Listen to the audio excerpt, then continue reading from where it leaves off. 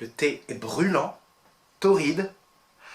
Non, il fait déjà assez chaud comme ça là, en plus avec les parapluies de lumière, donc voilà, on va attendre que le thé refroidisse. Il fait déjà assez chaud. Voilà, allez, on a tout ce qu'il faut, du thé, de l'eau, tout est prêt, on n'a plus qu'à se lancer.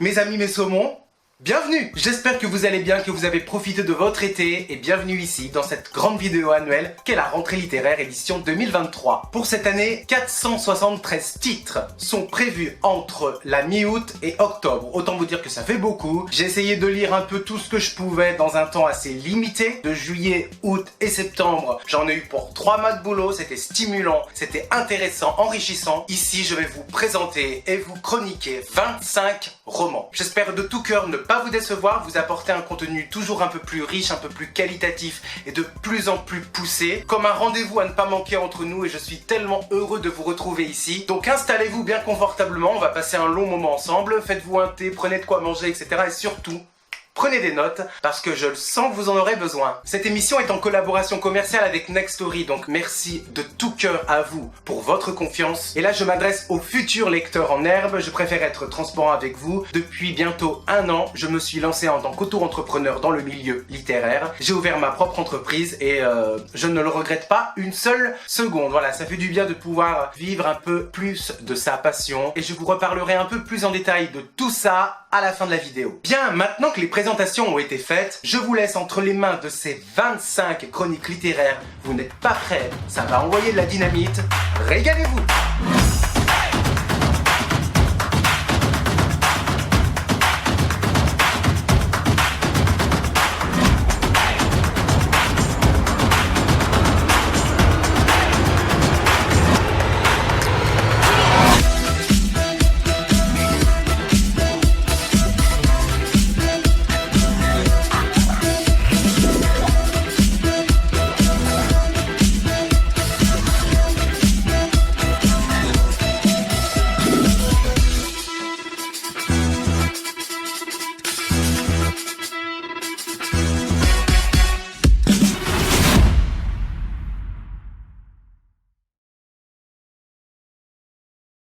Premier roman.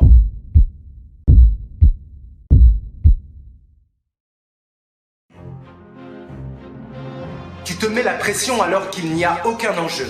Ils ne sont pas assez tordus pour imaginer qu'on a échafaudé un tel mensonge. Pour réparer l'injustice, a-t-on le droit à l'imposture? Publié aux éditions Albin Michel, Amaury Barthet dénonce l'hypocrisie de notre société. C'est l'histoire de Guillaume et de Nadia. Alors Guillaume, lui, est un professeur en lycée de banlieue. Il a hâte d'être à la retraite et moins il en fait dans son métier, mieux il se porte. Et c'est à la salle de sport qu'il fera la connaissance de Nadia. Nadia, elle, est vendeuse dans un magasin de vêtements. Un emploi pas très stimulant pour elle, puisque Nadia est très intelligente et aspire à quelque chose de plus grand. Un avenir meilleur, où elle pourrait mettre à profit ses connaissances et ses compétences. Il ne lui manque qu'un diplôme pour elle, et Guillaume, lui, étant donné qu'il est prof, le diplôme, ça le connaît, il en connaît un rayon, et donc il va tout faire pour offrir à Nadia le diplôme tant convoité. Mais de façon illégale, un diplôme fabriqué de toutes pièces via un logiciel de retouche. Entre Guillaume et Nadia, leur relation évolue, le mensonge est bien caché, et tout prendra une tournure surprenante puisque Nadia va monter des échelons de plus en plus haut et toujours plus vertigineux. Alors quel est le prix à payer pour avoir sur son salaire des montants toujours plus gros? Est-ce qu'il suffit seulement de décrocher un diplôme pour prouver nos compétences et notre professionnalisme? Et ce mensonge va-t-il être révélé au grand jour? De sa plume drôle et cruelle, Amaury Barthet tisse le roman d'une revanche et pousse ses personnages jusque dans ses derniers retranchements.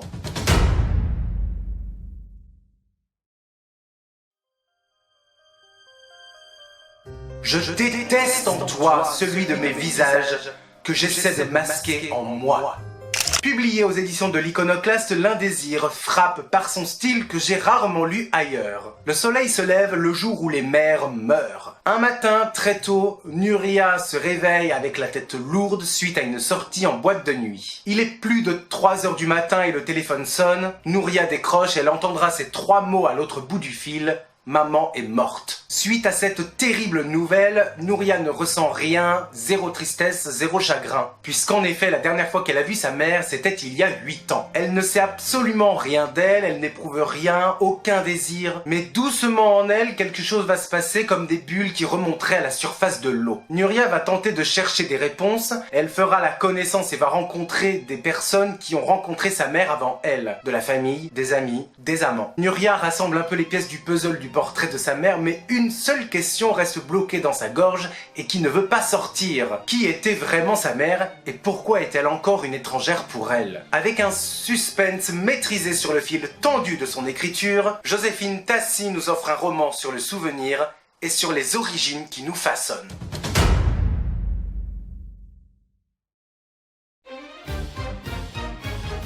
J'ai pas perdu mon temps. J'ai rentabilisé mon mood de merde. Les gars, on va faire mieux que du théâtre. On va faire la révolution.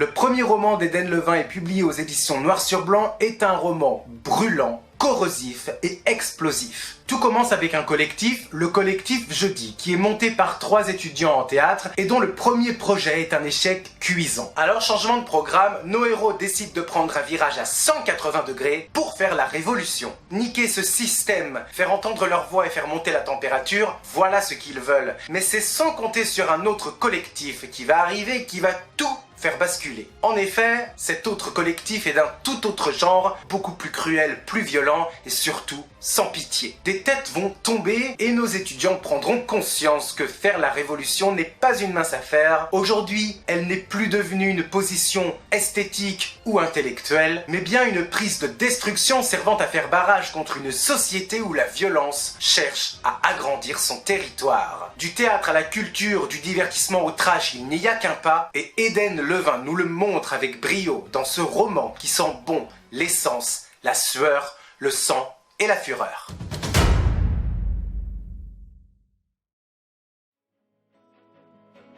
Les êtres hurlent parfois comme des chiens, tristes, montrent les crocs, se tapent la tête contre les murs. Ils ne lisent que des livres qui font vivre et supporter la mort. Marie Lassire nous emmène à l'ouest de la France avec son premier roman et publié aux éditions Plomb. Nous sommes en plein été, près de la côte atlantique, entre la terre et la mer, et nous allons suivre Anne. Anne, elle est romancière, et elle passera une grande partie de sa saison estivale dans une maison laissée à l'abandon depuis longtemps, tellement longtemps que la nature a fini par reprendre ses droits sur cette maison. Il s'agit de la maison de sa belle famille, des parents de son mari qui s'appelle Phil, et dans le couple, 2 salles, 2 ambiances. Au milieu de ces meubles anciens, au milieu de cette grosse odeur de renfermé et plein d'autres objets laissés en tout genre, Anne souhaite faire table rase du passé, se débarrasser de toutes ces vieilleries, ce qui n'est pas la tasse de thé de son mari, au contraire qui lui préfère tout garder. La moindre petite cuillère cassée, le moindre petit insecte mort dans cette maison, pour lui, tout est synonyme de souvenir, il ne veut rien jeter. Et pour lui, c'est beaucoup plus profond que ça, puisque ce ne sont pas que des choses sans intérêt. Dans cette maison, Anne se met à écrire, mais malheureusement pour elle, rien ne lui vient. La panne d'inspiration, le syndrome de la page blanche, c'est un petit peu un cliché, et pourtant, Anne tombe tête la première là-dedans, et ne parvient pas à sortir la tête de l'eau. C'est donc en quittant l'ambiance moisie de cette maison qu'elle va rencontrer un auteur très connu et sortir de sa charge mentale. Premier roman, Atlantique, un roman sur la vie et l'espoir, à lire à tout prix si l'on veut faire durer encore un petit peu plus la douceur de l'été.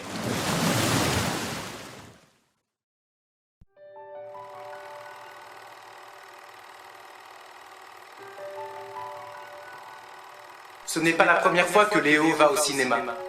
La lumière baisse, ça commence. Sur l'écran est inscrit « Ça va Léo ?» Après son témoignage très remarqué fort comme un hypersensible, Maurice Barthélémy signe ce premier roman très court aux éditions Plomb. Un roman plutôt minimaliste mais qui s'ouvre sur une expérience hors du commun. Léo a 45 ans et si l'on fait un peu le bilan de sa vie, c'est pas très positif. Léo est en burn-out depuis des mois, rien ne va, Et un jour, il va couper court à ce chaos mental, éteindre son téléphone et ne va plus donner de nouvelles à qui que ce soit. Là, Léo va trouver refuge dans une salle de cinéma, un lieu où l'on se sent bien, un calme absolu, une lumière tamisée et non agressive, un fauteuil confortable. Toutes les conditions sont réunies pour que Léo se sente rassuré. Dans la salle, il n'y a que lui et une autre spectatrice, donc de la solitude. Il n'y a personne dans cette salle, ça tombe très bien pour Léo, il en a besoin. Mais un peu de silence puisque maintenant le film va commencer. Noir complet. L'écran s'illumine et une phrase s'affiche. Ça va Léo? Léo sourit. La coïncidence est plutôt amusante. Mais la phrase revient sur l'écran. Ça va Léo? Là, Léo est intrigué. Il se demande soit c'est une blague ou soit je suis complètement dingue. D'autres phrases s'affichent. Léo répond à l'écran mais l'écran lui répond en retour. Là, Léo est intrigué. Il va peu à peu ouvrir son cœur sans savoir que l'expérience a déjà commencé. Quelle est la nature exacte de cette expérience? Qu'est-ce que Léo est venu chercher dans cette salle de cinéma? Quand est-ce qu'il s'est senti aussi heureux pour la dernière fois, aussi libre pour la dernière fois? Maurice Barthélémy brosse un livre drôle, tout en finesse et surtout très à son image, hyper sensible. Bref, c'est une putain de vie de merde qui commence. Je suis assez compétente dans la dépression. La seule joie de mes journées, c'est quand je trouve l'endroit pour potentiellement me tuer. Dans ce premier roman publié aux éditions Buchet-Chastel, l'acteur Jean Rochefort est partout dans ce livre, jusqu'au détour d'un mot, d'une phrase, d'un chapitre, en passant par Johnny Depp à Mylène Farmer. Imaginez un peu la vie de Rosalie. Rosalie a 8 ans et elle vit en Bretagne chez ses parents. Son meilleur ami s'appelle Simon, il est gentil Simon, même s'il ne parle pas beaucoup. Les autres de l'école trouvent Simon bizarre, comme Rosalie d'ailleurs, et c'est sans doute pour cela que nos deux personnages s'entendent aussi bien. Rosalie aime le ping-pong et ne se prend pas du tout au sérieux, un vrai clown, mais de temps en temps ça va aller de moins en moins et Rosalie va se refermer. Ses parents prennent rendez-vous chez un psychiatre, Rosalie, elle, attend que les nuages noirs passent, en vain. Alors, n'y tenant plus et se sentant un peu au pied du mur, Rosalie va s'adresser à Dieu et va lui dire « Bordel de merde, tu vas faire quelque chose ?»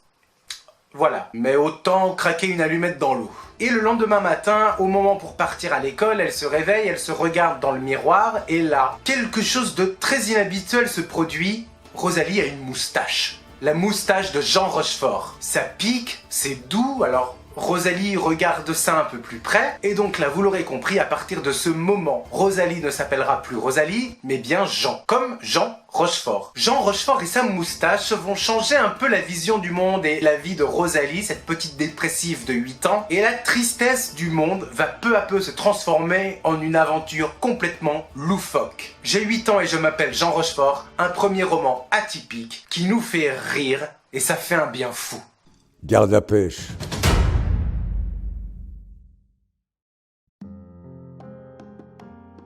Je veux lui écrire. Ça prouve tout. C'est le signe du manque. Je me branle beaucoup. Tout se calme en quelques secondes, puis tout revient. Aux éditions Mercure de France, Robin Josserand nous parle à travers son premier roman du prélude à son absence.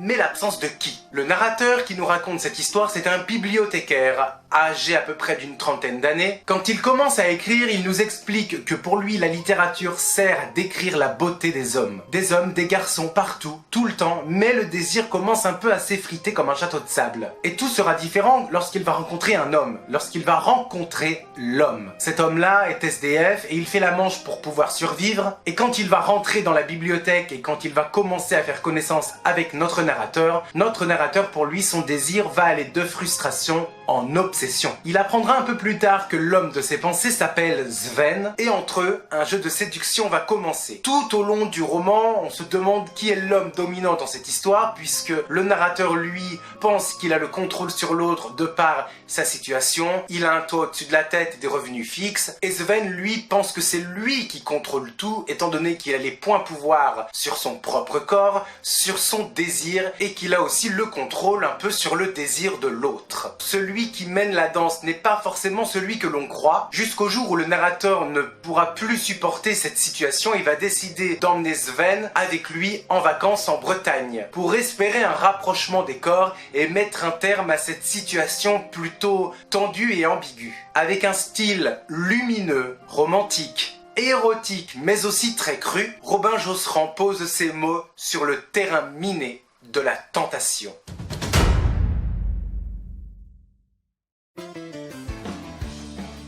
C'est dingue qu'il ait su tout de suite qu'elle était trans. Ça se voyait, mais pas d'une façon si évidente que ça. Pas comme si une drag queen était venue faire son show dans l'allée.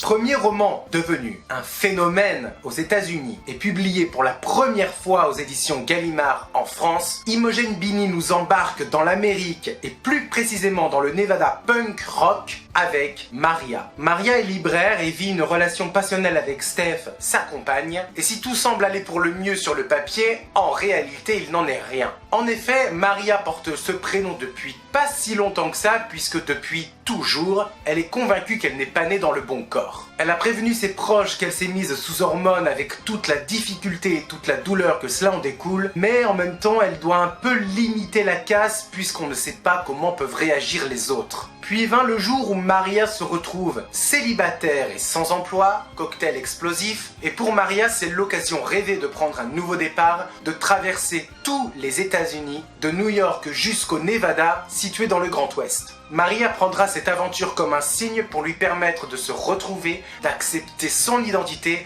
et d'assumer qui elle est. Et là, pendant le trajet, en plein road trip, elle fera la connaissance de James. Dans un supermarché, leurs regards se croisent et l'un comme l'autre en silence va penser la même chose de l'un pour l'autre. Je suis convaincu que cette personne en face de moi est trans. Une amitié va se nouer tout doucement au fur et à mesure entre ces deux personnages, ils vont se rapprocher mutuellement, et Imogen Bini rend le tout généreux avec une langue riche et mordante. Poser la question du genre, de l'identité, de la transidentité, avec toute la complexité qu'on peut imaginer pendant cette transition, soulignée par les questionnements, les angoisses, parfois la honte, la culpabilité des uns et des autres, voilà qui fait la force de ce roman incandescent et que je vous conseille les yeux fermés.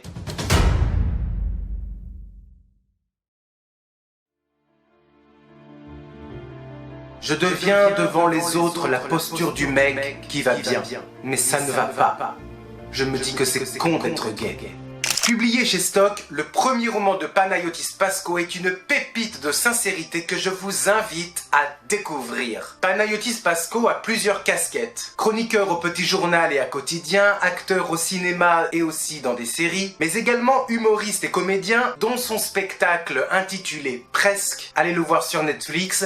Et si je vous en parle d'abord de ce spectacle-là, c'est parce que son roman est un peu la suite directe, ou du moins, il va creuser encore un peu plus en profondeur sur tous les sujets qui ont été abordés jusque-là. Dans ce roman à caractère biographique mais aussi à caractère fictionnel, Panayotis nous raconte qu'il est issu d'une famille de 6 enfants, nous parle un peu plus avec complexité de la relation qu'il a eue avec son père, ses premières relations amoureuses, mais aussi un sujet très important et dont Panayotis a mis beaucoup de temps à accepter, son homosexualité. Embrasser une fille lui faisait peur, le mettait mal à l'aise, jusqu'au jour où il va tenter le sexe opposé, il va essayer d'aborder des garçons, et là il va faire la rencontre avec un garçon, et cette rencontre-là va vraiment le bouleverser, le genre de garçon magnétique, frontal, un mec simple et qui ne va pas dans le double sens. Panayotis est tellement bien avec ce garçon, ils se sont tellement heureux avec lui qu'il va le surnommer la vie. C'est magnifique, mais ce bonheur lui fait un peu penser que ça ne va peut-être pas durer éternellement, que ce n'est pas normal et que ça cache quelque chose de plus malsain derrière, et Panayotis va nous parler de ses doutes, de ses angoisses face au garçon, mais également il va nous parler un peu de son mal-être, il va nous parler de sa dépression, à travers une justesse et une tendresse dont les contours peuvent laisser transparaître une faible estime de lui. Ce roman, La prochaine fois que tu mordras la poussière, est un énorme cri du cœur, un journal intime sur un homme dont l'enfant intérieur a besoin d'être rassuré, écouté, aimé et sécurisé. Auteur déjà publié.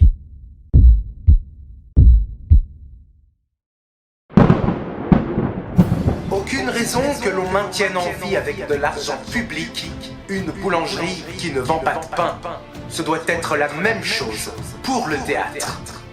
Aux éditions des Forges du Vulcain, Éric Pessan nous offre sa tempête entre la pluie, le vent et l'orage. Dans son appartement, David apprend cette terrible nouvelle. En tant que metteur en scène, sa représentation de la pièce de théâtre de Shakespeare intitulée La Tempête est annulée. 3 ans de travail acharné réduit à néant. C'est un coup dur pour David qui doit essuyer ce refus et il va se plonger dans une profonde tristesse ponctuée de questions et de doutes existentiels. David ne rapporte pas beaucoup d'argent à la maison, il doit payer son loyer, il doit payer ses factures. Une chance que sa femme porte le foyer à bout de bras même si elle n'en pense pas moins. Peut-être que David devrait trouver un travail, un vrai métier. C'est vraiment difficile pour David étant donné que lui, l'art, le théâtre pour lui c'est absolument toute sa vie. Donc enfermé chez lui il trouve le temps long, d'autant plus qu'il doit s'occuper de sa petite fille et que la météo dehors est absolument abominable. Des nuages noirs, de la pluie, de l'orage, des éclairs, la tempête.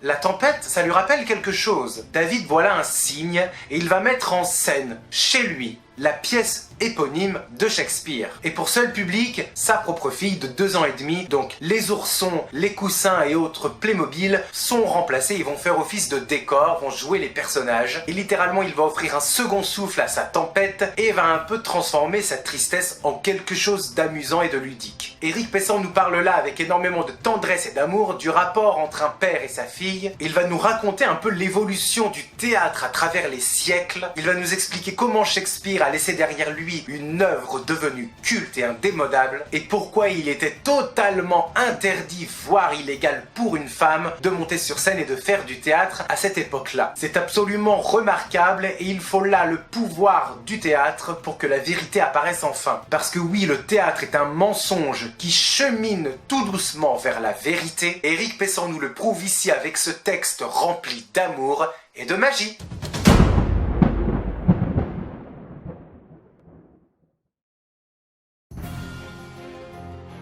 On doit cracher le secret, recracher le parasite. Toi aussi, balance ton porc. Les bourgeons ne restent pas des bourgeons toute leur vie.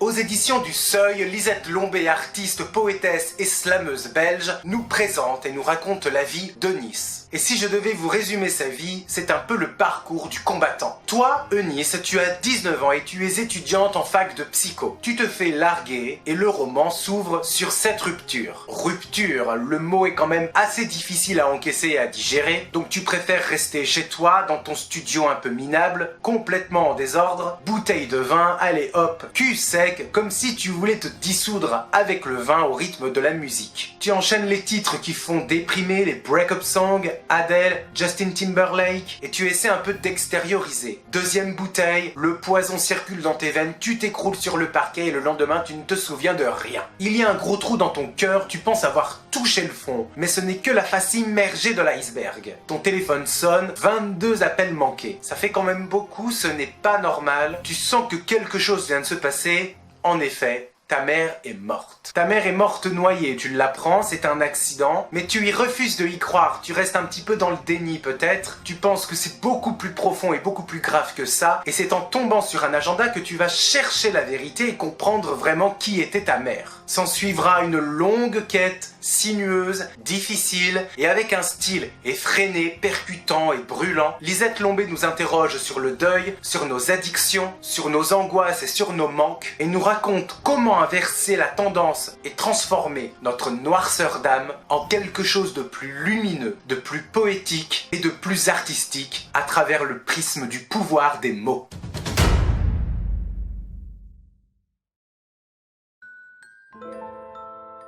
Perdre sa mère, c'est devenir définitivement adulte. C'est se dire je ne peux plus aller chouiner dans les jupes de maman, je n'ai plus qu'à assumer. Le nouveau roman de Carole Five, publié aux éditions Lattès, Le Jour et l'Heure, aborde un thème peu commun en littérature, celui de la mort volontaire assistée et qui est encore illégal et non pratiqué en France, dans notre pays. Nous allons suivre le personnage d'Edith. Edith est souffrante et gravement malade. Ses mains ont commencé à lui faire mal et Edith porte des gants de soie puisque le moindre contact physique lui fait atrocement mal. Et plus d'1 an plus tard, le diagnostic tombe. Dégénérescence cortiso-basale. Pour résumer, il s'agit d'une sous-famille de la maladie de Parkinson. Alors pour éviter et pour épargner sa famille, son mari et ses enfants du long et douloureux processus de la maladie, Edith a convaincu tout le monde de l'accompagner jusqu'en Suisse, là où la mort volontaire assistée est légale et autorisée. Edith a choisi le jour et l'heure de ce moment, chapitre après chapitre. Chacun des proches d'Edith, que ce soit son mari ou ses enfants ou d'autres personnes, va apporter sa propre vision et sa propre expérience vécue à travers ce long week-end. Et sur le papier, on peut se dire qu'aborder un tel thème en littérature, un thème plutôt tabou et qui est souvent resté sous le tapis, risque pour le lecteur d'être un peu morbide, un peu triste, un peu plombant, mais c'est sans compter sur la délicieuse et magnifique plume de Carol Fives qui fera de cette histoire et de ce dernier week-end en famille quelque chose de lumineux, de tendre et de très émouvant. C'est léger, c'est intelligent, les personnages sont très hauts en couleur et ne se lamentent pas vraiment sur leur sort. Une histoire sur un grand débat de notre société actuelle qui fait avancer les mentalités mais qui est avant tout une magnifique histoire d'amour familial.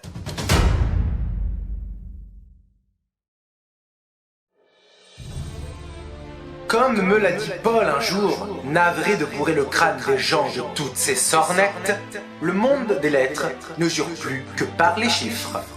Les Petits Farceurs, nouveau roman de Louis-Henri de La Rochefoucauld et publié aux éditions Robert Laffont, est une bonne tranche de vérité que chaque lecteur qui se respecte devrait manger. Paul et Henri font connaissance en 2003 au cours préparatoire, leur entente est immédiate. Pierre tient à tout prix à réussir alors que Henri, lui, préfère collectionner un peu les échecs pour en tirer quelques expériences. Et tous les deux voudront découvrir ce qui se cache derrière le rideau fermé de la littérature, du monde éditorial et du journalisme. D'amitié en rivalité, ils seront pris au piège au carrefour des illusions et des fantasmes que l'on fait un peu du monde de la culture. Paul a écrit un roman qui ne trouve pas son lecteur et qui ne se vend pas, c'est un échec cuisant. Et en rencontrant un éditeur, Paul voilà l'occasion rêvée de parler de son roman, mais le destin en a décidé autrement. On lui propose un autre poste pour lui, un poste d'un tout autre genre, écrire les best-sellers des autres. De grands écrivains qui sont publiés dont les romans se vendent comme des petits pains, quelle est leur recette, leur secret, comment font-ils? Donc dans l'ombre, Paul va les rencontrer, il va écrire pour eux. Très vite, il va se rendre compte qu'écrire et vivre de sa plume a ses avantages, mais aussi ses inconvénients. Là, il va découvrir les coulisses et ce qui est un peu caché au milieu éditorial, littéraire et culturel. Outre le plaisir qui peut vite faire vitrine quand on lit un livre, le fantasme à l'idée d'être publié, quand un lecteur a l'occasion rêvée de rencontrer son auteur préféré, voilà tout ce que l'on voit un petit peu, mais il y a aussi tout ce que l'on voit beaucoup moins, comme la relation d'un auteur avec son éditeur, les maisons d'édition qui sont avant tout des entreprises et qui doivent établir un chiffre d'affaires, les deux amis qui se rêvaient en tant que grands acteurs, en tant que grands auteurs de leur vie, se verront être des petits farceurs. Est-ce envisageable de vendre sa plume sans vendre son âme, pour la richesse, pour la gloire, pour la reconnaissance? Voilà le nouveau roman de Louis-Henri de La Rochefoucauld et qui dénonce un monde loufoque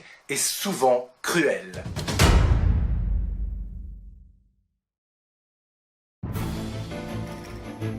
Je supporte tout, je suis une mère. Être mère est un corset, une armure trop lourde qui contraint sans protéger. Vous allez me faire crever.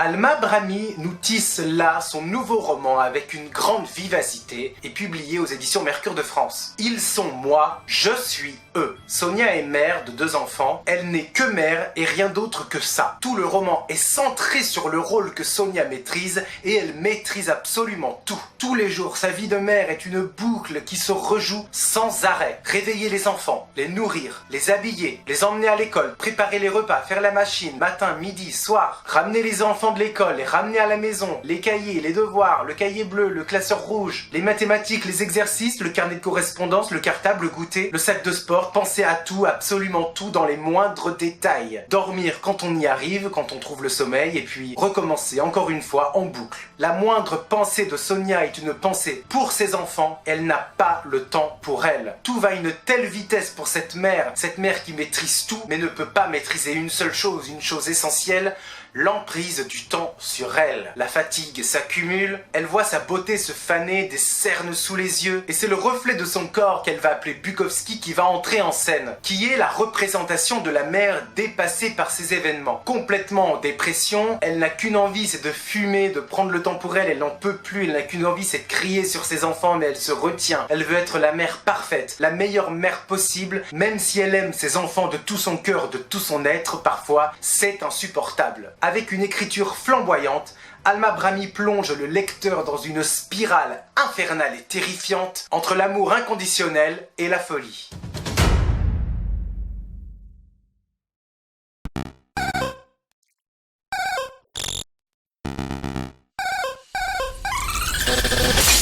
Si l'amour ne dure pas, c'est bien pour cette raison que tu le chercheras. Pour une seconde de folie qui vaut l'éternité. Pour te sentir unique alors que c'est banal.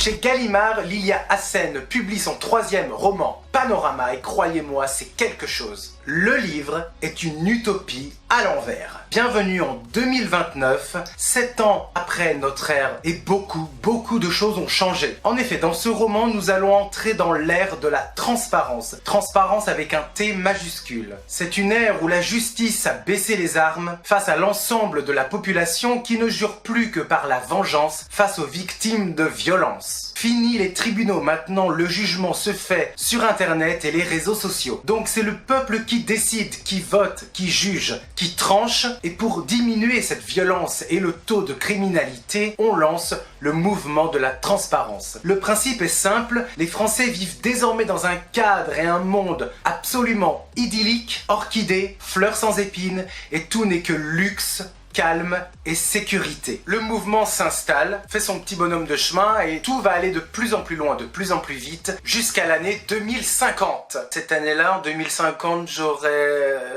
Ouais, non, laisse tomber.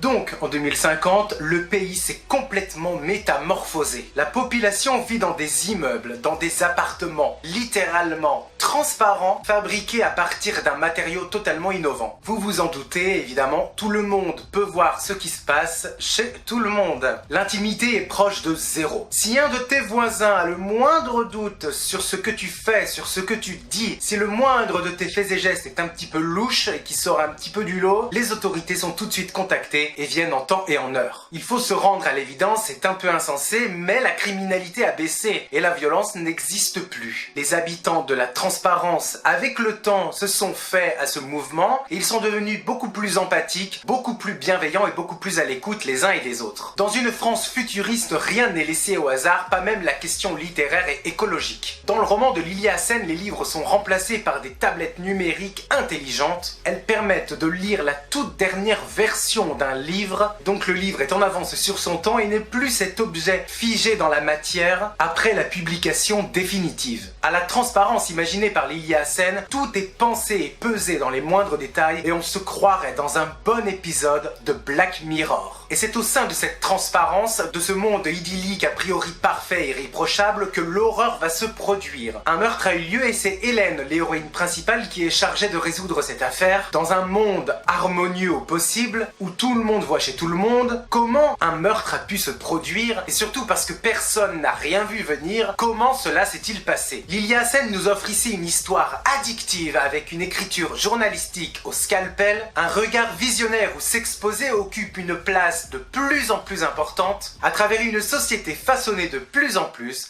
par le culte de l'image.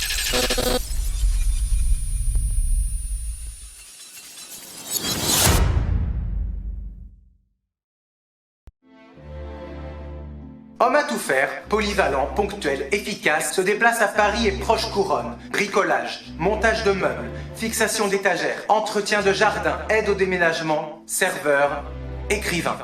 À pied d'œuvre, voici l'histoire vraie de Franck Cortès, publiée aux éditions Gallimard. Dans ce roman sans filtre, l'auteur nous raconte son expérience et son métier de photographe qui a tout plaqué pour vivre de sa plume du jour au lendemain. Se consacrer à l'écriture de romans à plein temps, seulement ce métier exige une volonté, une discipline de fer, celle d'entretenir un feu qui ne demande qu'à s'éteindre. Être publié, entretenir la fidélité avec ses lecteurs, passer à la grande librairie et le succès d'estime, rien ne suffit pour faire vivre un auteur. Même après avoir publié plusieurs romans à son actif, même avoir photographié les plus grands, le milieu artistique est avant tout un milieu incertain et souvent sans pitié. Alors pour arrondir ses fins de mois, pour vivre de sa plume et pour gagner en confort de vie, Franck Courtès va s'inscrire sur une application où les emplois ne manquent pas, mais des emplois d'un tout autre genre. On a besoin d'une personne pour accrocher des étagères, pour entretenir des jardins, pour aider à des déménagements, pour transporter de lourdes charges, démonter un meuble. On a aussi besoin d'un serveur supplémentaire en restauration, on a besoin d'un livreur. Bon, tout est bon à prendre pour Franck Courtès,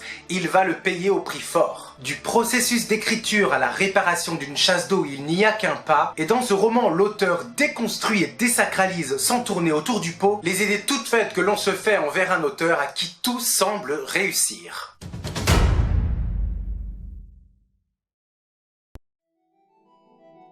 Je ne cesse ces derniers temps d'écrire. De quoi ce travail me sauve-t-il? De l'ennui, de la vie familiale, de l'insignifiance, de moi-même? Que ferais-je à ma place? C'est la question récurrente que va se poser l'auteur dans son nouveau roman publié aux éditions Flammarion. Le principe est simple. 70 situations de la vie quotidienne se présentent à l'auteur et il va se poser cette question: dans telle situation, qu'est-ce que je pourrais bien faire? Que ferais-je à ma place? Que fera-t-il si son père claustrophobe lui demandera de voler son cercueil au moment de sa mort pour ne pas qu'il soit enterré? De quelle manière procédera-t-il quand il devra répondre à une interview? Comment réagir et s'adapter à l'ère des réseaux sociaux et dont la communication ne s'établit plus qu'avec des emojis? Que doit-il répondre avec le plus de sincérité possible quand on lui demande s'il est quelqu'un de bien? Et à chaque question, 4 choix possibles. À lui de choisir, de trancher, à moins que le lecteur choisisse à sa place, comme si le lecteur vivait sa propre situation, comme si le « je » avait changé de camp. Dans ce roman plein d'humour et d'humilité, Charlie Delwart interroge le pouvoir de la littérature, se demande si ce que l'on écrit aura peut-être une incidence sur ses lecteurs, sur le monde qui nous entoure, et il redéfinit les contours de notre place dans une société, dans un monde où il faut vivre toujours plus vite, toujours plus fort.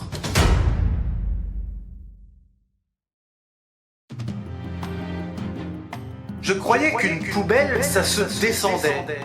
Depuis quand t'as décidé de la remonter? Non mais pourquoi t'as jeté tout ça?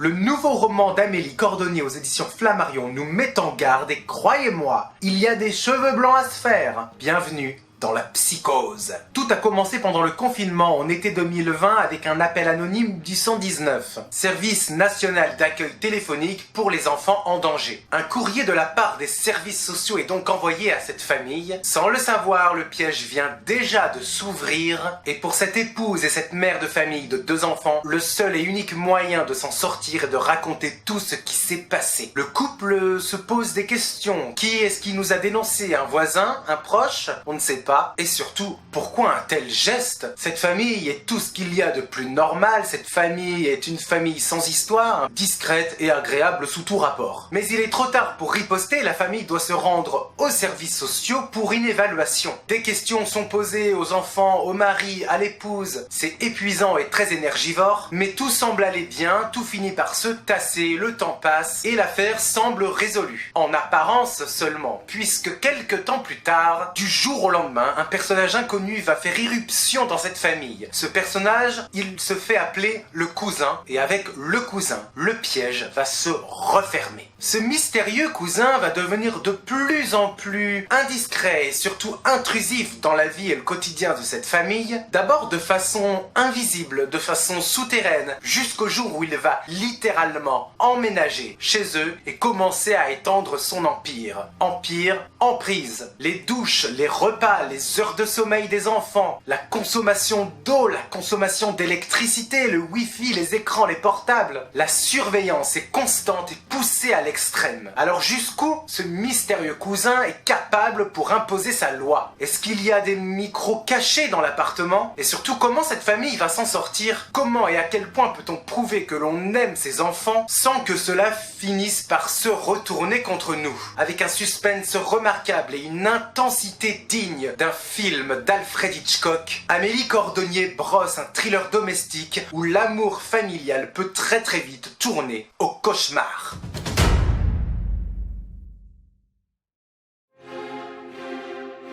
Rejoindre la morte en moi. Comment procéder? Elle était à la fois si lointaine que je ne la voyais plus et si proche que je ne la voyais pas. Albin Michel publie Psychopompe, le 32e roman d'Amélie Nothomb, fidèle à chaque rentrée littéraire avec la régularité d'un métronome, ou comment observer la mort d'une frontière poreuse. Le livre s'ouvre au pays du soleil levant sur un conte japonais. Conte cruel que la nounou racontait à Amélie, dans lequel il est question d'une femme oiseau à la beauté interdite. Amélie est alors âgée de 4 ans et jusqu'à aujourd'hui, elle ne cessera d'être passionnée par les oiseaux et elle va s'intéresser un peu plus à l'ornithologie. Dans ce roman autobiographique, Amélie revient sur son enfance, sur son adolescence, sur sa vie de jeune femme jusqu'au passage à l'âge adulte. Japon, Chine, Bangladesh, Laos, États-Unis, Birmanie, Belgique, et au gré de ses voyages, elle voit là l'occasion d'observer les oiseaux d'un peu plus près et elle va grandir parmi ces bêtes à plumes. Alors à force d'en apprendre de plus en plus sur les oiseaux, Amélie est convaincue de devenir oiseau à son tour, bien au chaud dans sa coquille. Puis vint le moment de l'éclosion et la douleur n'aura d'égal que la terreur. Amélie a 12 ans, nous sommes au Bangladesh, la vie est d'un ennui mortel et c'est en nageant dans la mer, tentant de rejoindre l'horizon, qu'Amélie sera agressée sexuellement par 4 hommes. À partir de ce moment-là, Amélie, petit oisillon dépourvu de plumes, tentera d'accéder au statut d'oiseau et ce ne sera pas une mince affaire. L'auteur revient sur son anorexie et son rapport au froid. Elle guérira de cette maladie par l'écriture, par bricolage et avec toute la difficulté que cela peut supposer, puisqu'en effet, selon elle, écrire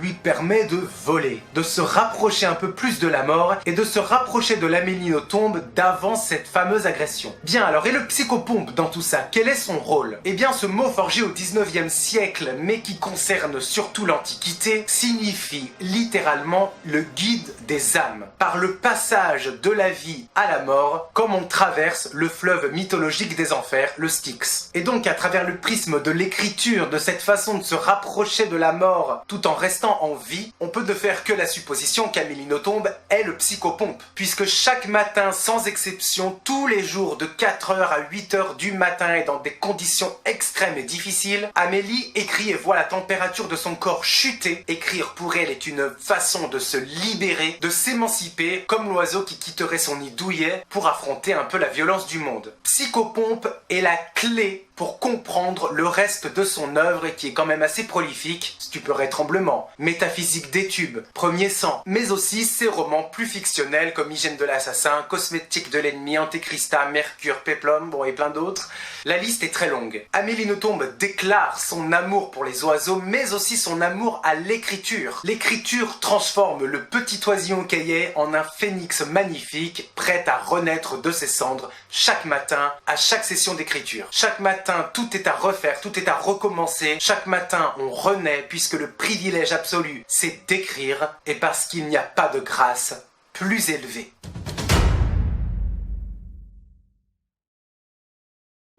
Gros coup de cœur.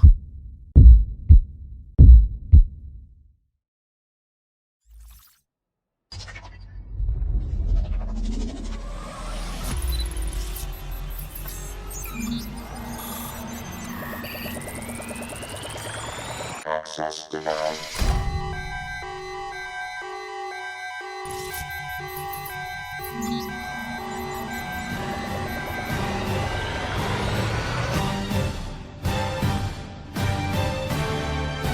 J'étais là, à mourir au milieu du monde, et le monde s'en foutait.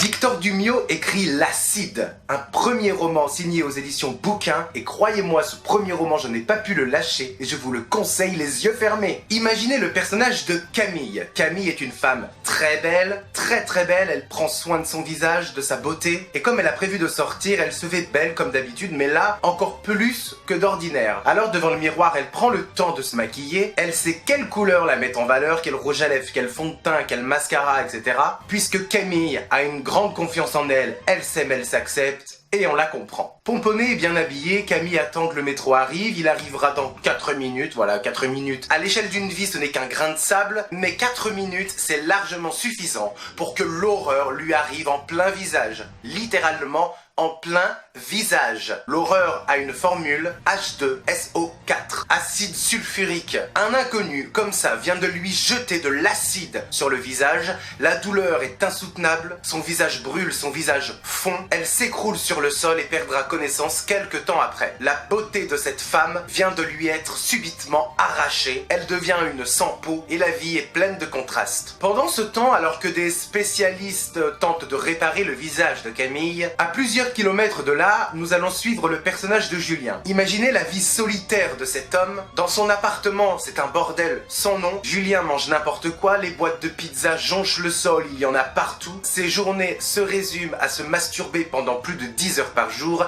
et à traîner sur le darknet. Le darknet, pour faire court, c'est la face cachée du net et qui renferme toutes les horreurs possibles et inimaginables et complètement illégales. Les pires horreurs que l'être humain puisse imaginer et mettre à profit se trouvent sur le darknet. Et c'est en surfant sur le darknet que Julien va tomber sur quelque chose de terrifiant, la vidéo de l'agression qui a été filmée dans le métro. Quelqu'un a réussi à filmer cette scène et la vidéo peut circuler librement sur le darknet. L'image est très nette, on voit littéralement le visage de Camille, méconnaissable et qui est en train de fondre, de brûler, enfin c'est une horreur. Et pour Julien, c'en est trop, il va commencer à s'engluer dans une spirale d'autodestruction et une idée va alors lui traverser l'esprit jusqu'à l'obsession. Julien va tout tenter pour retrouver cette jeune femme. Dans un monde de plus en plus régi par l'image, Victor Dumiot nous offre là un roman explosif. Il nous montre aussi combien l'être humain en veut toujours plus, il veut en voir toujours plus pour connaître notre seuil de tolérance face à une violence de plus en plus diffusée. Il nous questionne aussi sur le rapport à la sexualité, le rapport à la beauté, le rapport à la laideur, le rapport avec son corps, le rapport avec les réseaux sociaux, avec internet. En d'autres termes, c'est un roman brûlant, un roman corrosif d'une puissance folle. Ce roman, c'est une dynamite.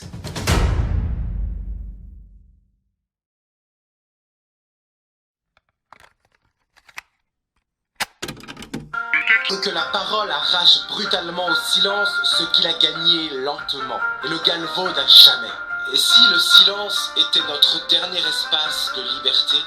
Rachid Benzine nous murmure Les Silences des Pères, son nouveau roman publié aux éditions du Seuil. L'histoire débute en 2022, nous sommes à Trappes, dans une ville près de Paris. Amine est un pianiste reconnu dans le monde entier. Il apprend le décès de son père et reviendra 22 ans plus tard dans le quartier où il a passé son enfance. À Trappes, rien n'a changé, les visages sont les mêmes et vivent sur la même dalle de béton. Il a fallu que le père meure pour qu'Amine revienne raviver les souvenirs du passé, lui qui a coupé les ponts avec son père. Puis Amine apprend qu'il va devoir se charger d'effectuer la toilette mortuaire du défunt. La scène est magnifique et absolument bouleversante. Laver son propre père, préparer la mise en linceul pour son dernier voyage, pour Amine, c'est absolument révoltant. L'enterrement a eu lieu dans la plus grande dignité et puis quelques temps plus tard, Amine doit se charger de vider l'appartement de son père. On remplit d'énormes sacs poubelles et toute une vie sera jetée en seulement quelques heures. Et c'est en rangeant la salle de bain qu'Amine va faire une découverte qui va totalement changer sa vie. Sous la baignoire, une enveloppe très lourde renferme des cassettes audio enregistrées uniquement par la voix de son père. Alors si l'appartement était le témoin de toute une existence, ce seront ces fameuses cassettes qui seront révélatrices quant à la vie de son père, et là tout va prendre une autre tournure. Amine emporte tous ses trésors avec lui, commence à écouter la première cassette, elle date de 1965, la voix sur la bande est méconnaissable et les larmes vont commencer à monter. Très ému, Amine va connaître et comprendre d'autres facettes de son père, et donc pour pardonner à son père, mais surtout pour se pardonner à lui-même, Amine va sillonner les routes et va aller à la rencontre de celles et ceux qui ont connu son père avant lui. Roman très lumineux, très sensible et plein d'émotions, Rachid Benzine nous invite à la tolérance en abordant les thèmes de l'exil, de l'immigration et du respect de l'autre. Lorsque le soleil se couche sur la vallée, nos défunts sauront que les silences auront ému le ciel. C'est un roman magnifique.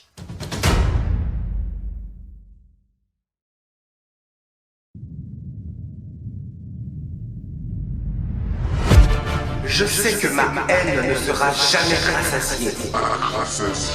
Alors pour ne pas devenir complètement folle, j'ai décidé de faire appel à vous. Nouveau roman publié aux éditions Plomb, Frédéric Viguier nous apprend que la vérité n'aura pas lieu, la vérité est ailleurs. C'est l'histoire de Frédéric, devenu écrivain à plein temps. Il écrit de moins en moins, mais cette vie lui convient, une vie sans pression, tranquille et sans contrainte. Frédéric est intrigué, intéressé par le malheur des autres, et c'est en rencontrant une lectrice que ce roman va avoir lieu. Cette lectrice, une certaine Gisèle, va demander à Frédéric d'écrire l'histoire de son fils. Son fils qui s'est suicidé à 45 ans suite à une accusation d'abus sexuel sur une mineure de 14 ans. Elle insiste, rencontre Frédéric et lui fait part de ses désirs. Gisèle veut que l'on se lamente sur le sort de son fils et que n'importe quel inconnu, n'importe quel lecteur éprouve de l'émotion quant à la lecture de cette histoire. Elle ne veut pas d'un récit journalistique, encore moins de quelque chose de biographique. Elle, tout ce qu'elle veut, c'est que Frédéric écrive un roman sur son fils. Pour l'auteur, le chemin sera long pour faire de cette affaire un sujet littéraire. Frédéric va donc lire des témoignages, des procès-verbaux, et va peu à peu dessiner les contours de cet homme accusé. Lui qui était un bon père de famille, un époux exemplaire et aimant, qui avait une vie stable et où tout allait pour le mieux, que s'est-il passé et qu'est-ce qui a poussé cet homme à se suicider alors qu'il avait apparemment tout pour être heureux? Plus on avance dans le roman, plus on en apprend davantage et plus le brouillard s'épaissit. Frédéric laisse planer le doute et invite le lecteur de ce livre à se poser des questions. Cet homme était-il vraiment coupable d'abus sexuels sur mineurs ou était-il innocent? Ce ne sera qu'à la toute fin, à la toute dernière phrase du dernier paragraphe, du dernier mot, que tout va basculer, sauf si la vérité n'aura pas lieu, que la vérité est ailleurs, ou peut-être tout simplement que c'est au lecteur de faire sa propre vision de la vérité. La posture de l'écrivain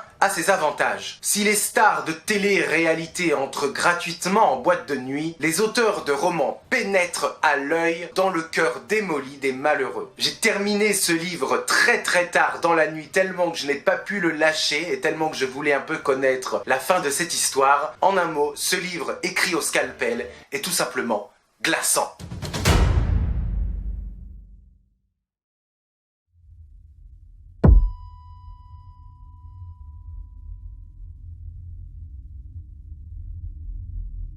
Au commencement, Dieu créa les cieux et la terre, c'est-à-dire toi. Tu es tout ça, matière et lumière. Je n'en finis pas de baiser ta dépouille. Je me sers de toi comme d'un buffet. Publié aux éditions Récamier, une toute nouvelle maison d'édition qui vient tout juste d'ouvrir, Oscar Lalo nous brosse ici le portrait violent de son dernier amant. Cet amant, cet homme, aime sa femme plus que tout. Cette femme, tu la connais, je la connais, tout le monde la connaît, et nous vivons tous avec. Je vous la présente.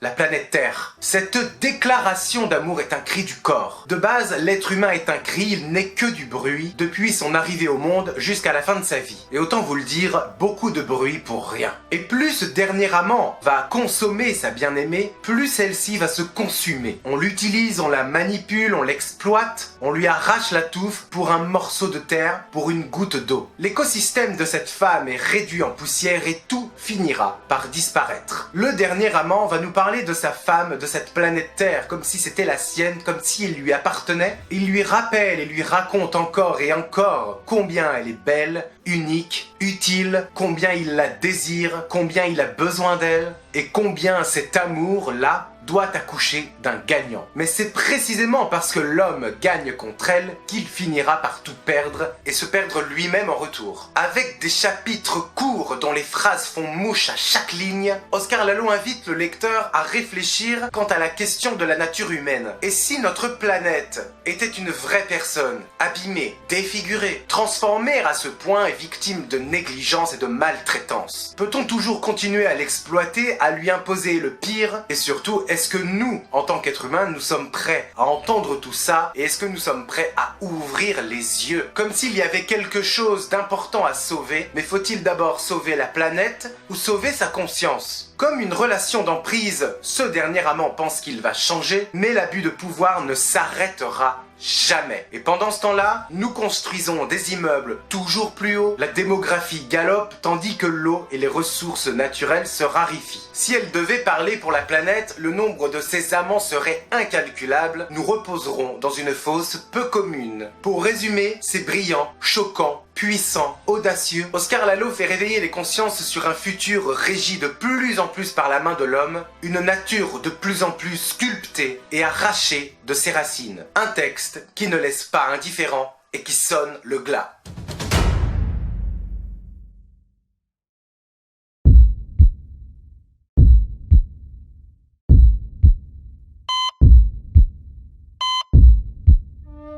L'écriture, ce n'est pas un métier que l'on choisit. Non. C'est un impératif qui s'empare de vous. C'est oser son propre regard sur le monde, quitte à se brûler les rétines.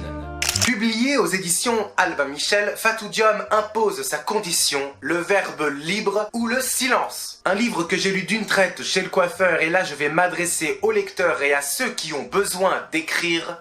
Mes amis, ce livre est fait pour vous. De son encre mauve en vraie combattante engagée, Fatou explique avec passion comment et pourquoi l'écriture est devenue son dernier retranchement. Un don, une requête, un besoin, une ode à la vie, l'écriture est un cheminement, une exploration, une illumination aussi poétique que spirituelle. Ce texte est un électrocardiogramme, cœur battant. Fatou aborde ici sa vision de la littérature contemporaine d'aujourd'hui et nous invite à débattre quant à la question de la production. La littérature est-elle devenue de la gastronomie ou de la cuisine industrielle? Qui sont les auteurs qui écrivent les livres qui nous sont vendus? Faut-il désacraliser la littérature ou la considérer comme un art sacré? Autant de questions très pertinentes, mais ce qui est le plus intéressant là ici dans ce livre, c'est le rapport qu'il y a entre un auteur et son éditeur. Dans le livre, cette éditrice, surnommée la Cavalière, va déclencher chez Fatou une réflexion existentielle importante. Est-ce qu'un auteur doit écrire à son propre rythme ou au rythme imposé par son éditeur? Tout le livre tourne autour du processus d'écriture, la pression de plus en plus forte par les maisons d'édition, puisqu'il faut toujours écrire, produire, créer, toujours créer. Ensuite arrive la question de la réécriture, de la relecture avant publication du texte, et c'est là où le bas blesse. Le personnage de la Cavalière, donc cette éditrice, va imposer sa propre version du manuscrit à l'auteur. Il faut remplacer un mot par un autre, il faut supprimer cette scène, il faut changer, il faut couper, rectifier, etc. Corriger ici, il faut que le texte soit plus court ici, il faut que... Ce qui ne sera pas évidemment du goût de Fatou, là qui pousse un cri du cœur. Si vous êtes éditrice, éditez-moi et laissez-moi le temps et laissez-moi tranquille pour écrire. Et c'est tout ça qui va résumer le titre, le verbe libre ou le silence. Laissez-moi écrire en toute liberté, laissez-moi faire mon travail ou bien silence radio, bonjour, au revoir, bonne journée. Les écrivains sont des artistes libres, ils doivent écrire ce dont ils ont envie. Imaginez qu'un peintre entre dans un musée et commence à retoucher les tableaux qui ne lui plaisent pas. Eh bien, pour le processus d'écriture, c'est la même chose. Parce que tous les éditeurs publient tous les livres qui critiquent tous les autres au milieu, Fatou retourne le miroir et va nous montrer les arrière-cuisines du monde éditorial à coups de phrases chocs qui vont marquer le lecteur. Elle écrit tout haut ce que les autres pensent tout bas, ça fait du bien et c'est riche d'enseignements. Un livre essentiel destiné à tous les amoureux du langage, à tous les amoureux d'écriture et de littérature, mais qui avant tout nous invite au respect de l'autre.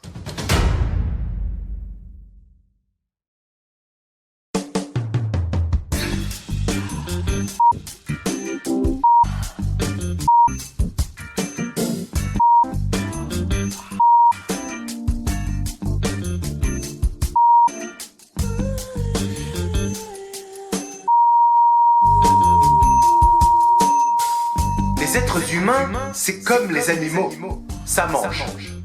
Toute la survie de l'espèce repose là-dessus. Alors pourquoi un tel tabou ? Dès que sa bouche fut pleine, le premier roman de Juliette Houry est publié aux éditions Flammarion, est un roman quand même assez original et c'est la première fois que je lis un texte aussi expérimental. Je le considère personnellement comme un ovni et une fois que l'on a refermé le bouquin et qu'on y réfléchit 2 secondes, on se dit ovni, mais pas tellement que ça en fait. Alors dans notre monde actuel, en tant qu'individu, nous avons des besoins primaires. Se nourrir, se loger, se chauffer et éventuellement se reproduire. L'être humain ne peut survivre sans boire, sans manger, merci, logique. Alors il n'y a rien de plus courant et de plus normal que de devoir manger et boire avec nos semblables. Mais alors qu'en est-il du roman de Juliette Houry ? Vous allez voir que par rapport à notre monde actuel à nous, 2 salles, 2 ambiances. Imaginez un monde où la place consacrée par le plaisir de manger est remplacé par le plaisir du sexe. Alors comment aborder au quotidien ces petits plaisirs de l'existence, mais où tout est inversé ? Plaisir de manger remplacé par le plaisir du sexe, et inversement. En effet, dans ce livre, manger est devenu tabou. Quelque chose à faire à l'abri des regards,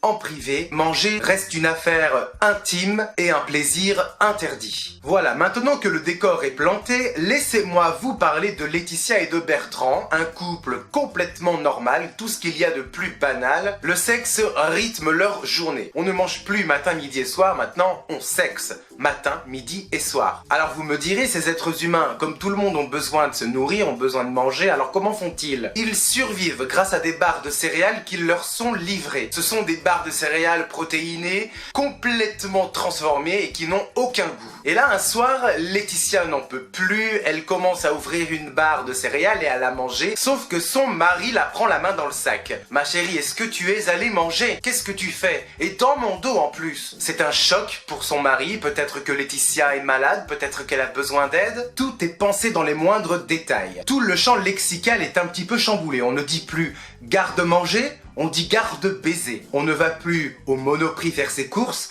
on va au Pornoprix. Ça me fait encore rire, le Pornoprix, j'en peux plus.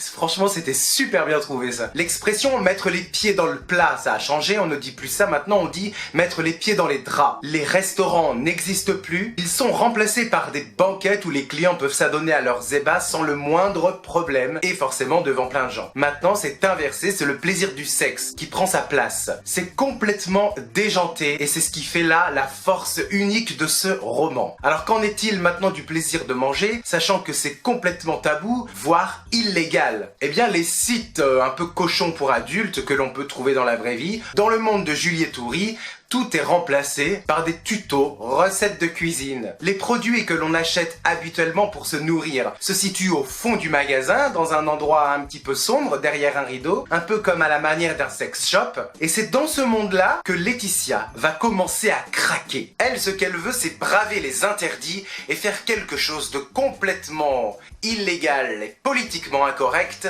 manger et y prendre du plaisir. Et il suffira d'un aliment, l'aliment interdit par excellence, qui va faire tout basculer. Ce roman est quand même un roman un peu à part, un peu atypique, et il m'a complètement retourné le cerveau. Une fois que l'on a refermé le livre, voilà, on se pose un peu cette réflexion-là, ok, le plaisir du sexe, c'est complètement normal. Est-ce que c'est si différent et si opposé que cela par rapport à notre propre réalité contemporaine? Est-ce que le désir, l'envie et le plaisir de faire l'amour par rapport au plaisir de manger, alors que tout passe avant tout par le corps? Jouir avec notre intimité, jouir mais avec la langue et les papilles gustatives. En effet, quand on se pose 2 secondes et qu'on se dit oh oui, c'est trop bon, le plaisir reste intact, qu'il soit dans le lit ou dans ton assiette. Dès que sa bouche fut pleine de Juliette Houry est un roman magnifique que je vous conseille, les yeux fermés. Foncez en librairie, ce livre est une véritable expérience de lecture que je n'ai rarement lu ailleurs,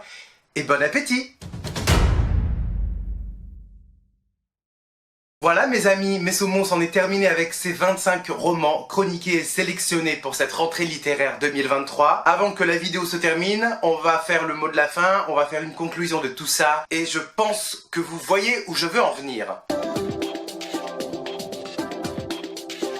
De tout ce que j'ai lu, la première chose évidente qui me saute aux yeux, c'est sortir du silence ou rien. On déterre les tabous, les non-dits, on sort les silences qui sont cachés sous le tapis. Et aujourd'hui, à l'ère d'internet, à l'ère des médias et autres réseaux sociaux, évidemment, tout le monde peut donner son avis sur à peu près tout et n'importe quoi. La parole se libère de plus en plus, j'ai l'impression, un peu aux quatre coins du monde, et à force d'être sous silence, d'être muselé pendant aussi longtemps, quand on prend la parole, on s'émancipe et les mots finissent par éclater. La parole est avant tout un moyen d'éclairer notre lanterne, avant tout un moyen de repousser notre ignorance, de gagner un peu plus en confiance en soi, en pouvoir, puisque évidemment la communication, c'est la clé. Ensuite, deuxième chose évidente, le prix à payer de cette parole. On peut s'exprimer, on peut donner son point de vue sur des sujets divers et variés, mais il arrive bien dans des cas que l'autre ne comprenne pas, que l'autre ne veut pas entendre ou préfère rester dans le déni, ou pire, qu'il entend mais qu'il interprétera très très mal. Cela, ça va engendrer de la frustration, de la colère, de la révolte, dans une société de plus en plus régie par l'image, où elle a de plus en plus sa place. Voilà, on s'expose, on montre toujours plus ce que l'autre a envie de voir. Eh bien, j'ai remarqué que la façon qu'on l'on a d'être choqué a changé de camp. Donc s'habituer au point d'en vouloir un peu toujours plus et de se tester un peu soi-même, jusqu'où est-ce que je suis prêt à aller dans le voyeurisme, dans le rapport dans le rapport que j'entretiens avec l'image, avec la violence qui est montrée à l'image, que ce soit à la télévision, que ce soit sur YouTube, que ce soit sur internet, sur les réseaux sociaux, ou encore sur le darknet. Aujourd'hui, j'ai l'impression que nous sommes de moins en moins choqués par des actes, par des gestes, mais par contre, où nous sommes d'autant plus choqués par des mots. En fait, telle personne a dit ça sur telle personne, et là ça va être le scandale, ça va être l'emballement médiatique, ça va être la grosse polémique qui va se relayer, qui va devenir virale un peu partout sur les médias et principalement surtout sur les réseaux sociaux, puisque les réseaux sociaux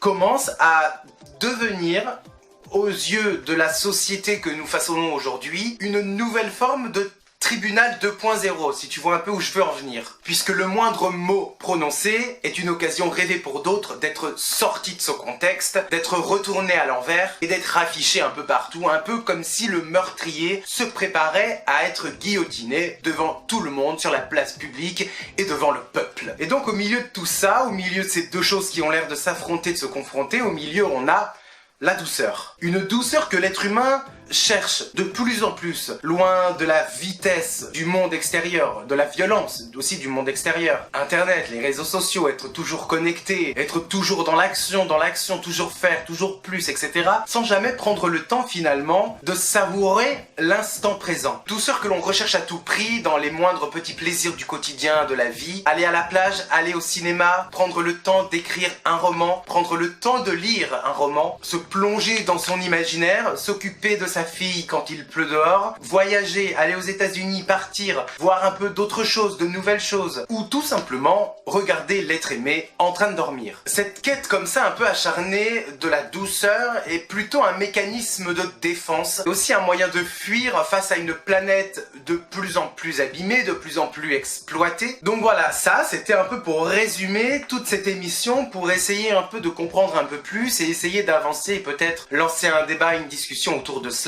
Et avant de vous laisser, comme promis, je vais vous parler donc de Nextory, qui a eu la bienveillance de sponsoriser cette grande émission spéciale rentrée littéraire. Cédric du futur, c'est à toi. Merci Cédric Armen du passé, en effet je suis en direct à côté de vous. Alors mes amis, mes saumons, comme vous le savez, ici nous sommes sur une chaîne 100% littéraire. Si comme moi vous êtes aussi curieux et passionné que moi de lecture, de littérature, que vous aimez en apprendre un peu plus, je vous donne rendez-vous sur Nextory. Nextory, c'est l'application de lecture et qui sponsorise cette grande vidéo spéciale rentrée littéraire, donc je les remercie du fond du cœur. Cette application est disponible sur smartphone, sur PC, sur tablette, et que vous aimez le polar, le thriller, la science-fiction, la fantasy, le classique, la BD, il y a tous les genres de disponibles, il y en a pour tous les goûts, puisque le catalogue est très riche, très varié, et il y a plus de 200 000 titres de disponibles. Rien que ça. L'application est très simple, très accessible à tous, et en cliquant sur ce lien qui s'affiche juste ici, vous pourrez bénéficier de 45 jours gratuits offert. Donc c'est super top, n'hésitez pas. Et puis ils ont tous les titres d'Amélie Nothomb, je ne peux plus lutter moi. Amélie Nothomb, j'adore, je la lis et je la relis régulièrement. Comme je fais plusieurs choses en même temps, surtout dans le milieu littéraire, mais pour prendre le temps de lire, parfois ce n'est pas si simple. Donc le livre audio c'est très pratique pour ça. Hop, il suffit juste de quelques clics, on installe l'application. Et donc là, Amélie Nothomb, ni d'Ève ni d'Adam, lu par Sylvie Testud. Le moyen le plus efficace d'apprendre le japonais me parut d'enseigner le français. Au supermarché, je laissai une petite annonce. Cours particulier de français, prix intéressant. Le téléphone sonna le soir même. Rendez-vous fut pris pour le lendemain dans un café d'Omotesando. J'adore la voix de Sylvie Testud. Hop là, voilà, mes amis, mes saumons. Rendez-vous très vite sur Nextory, lisez, écoutez, n'oubliez pas, le lien se trouve dans la description. Merci Cédric du futur. Bien, maintenant que tout a été dit, tout a été fait, cette émission, là, ça me touche énormément, merci beaucoup. Merci également aux artistes, aux auteurs, merci aux maisons d'édition et aux éditeurs pour leur confiance. Quant à moi, je vous laisse, prenez soin de vous, allez en librairie, lisez des livres, je vous embrasse et à très bientôt. Fin de tournage, bordel!